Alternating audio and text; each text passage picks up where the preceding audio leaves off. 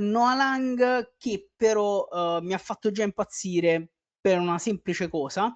che penso sia vera, chiaramente poi eventualmente verrà tutto confermato o smentito nei prossimi mesi, ma lui praticamente ha aiutato il Napoli nel trasferimento riducendo la richiesta di ingaggio. Ragazzi, questa è una cosa incredibile perché, prima cosa, è una cosa che non è mai successa nella storia del Napoli, che un giocatore, un qualsiasi tipologia di giocatore di qualsiasi livello decidesse di andare, decide di andare incontro al club riducendosi l'ingaggio, riducendo la richiesta di ingaggio per fare di tutto per andare in quella squadra. Quindi questa è già una cosa allucinante. Quindi già questo ragazzo sotto questo punto di vista mi piace perché dice io voglio andarci, voglio fare di tutto per andare a giocare in questa cazzo di squadra, quindi